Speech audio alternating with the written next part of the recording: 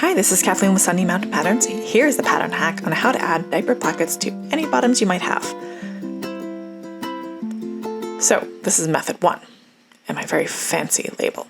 This is a step that you want to take the measurements in when you have the left and right sides together. So if you have harem rompers, you just don't have to worry about the middle seam, but you want about 1.5 inches wide, which is about 3 centimeters wide, strip of bias fabric or stretchy fabric, that's okay too. The first method is the quick and dirty method, especially if you have a serger. This works well. Fold it in half and go ahead and attach it to the right side of your pants. If you have a harem pants, again, you're not going to have that center line there through in the middle because it usually doesn't have a center line unless you have traditional harem pants. So we're going to pin this carefully to the edges of the inseam. So when you're sewing this up, the inseam does not get done because that's where you're putting the diaper placket or the snaps, right?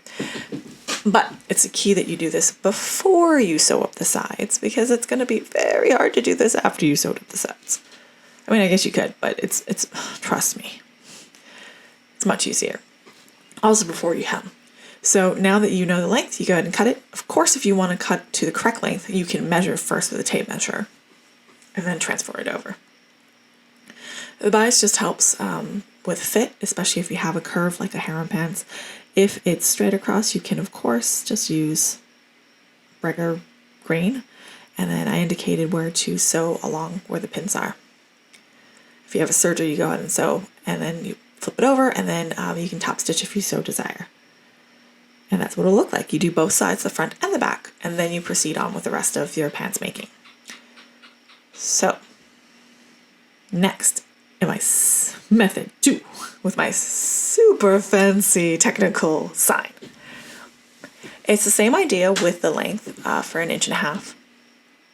Assuming you're doing about a 3/8 of an inch seam allowance. If you are doing a thicker seam allowance, please add that in as well. So in this case, this is without a serger or the more professional finish. So we're going to attach one end, wrong sides together, and then pin up and around.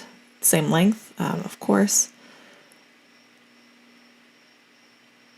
You can see where solids kind of has a benefit because you don't have to worry about which side's which, as long as the seam's not showing.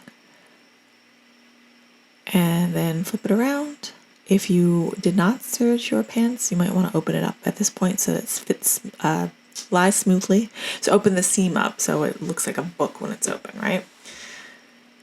Not sure why I'm asking you. I'm the one supposed to be giving the tutorial. So all around, sew that. Wrong way.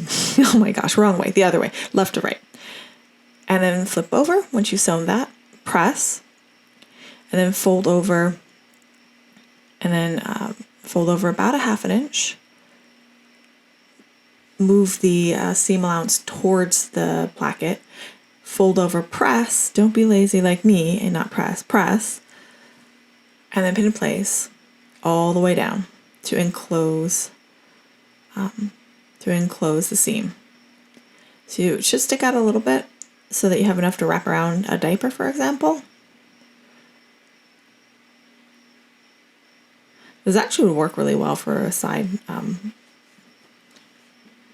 snaps too, if you needed one of those easy off like runner pants. You just have to take the length of the pants on the outside.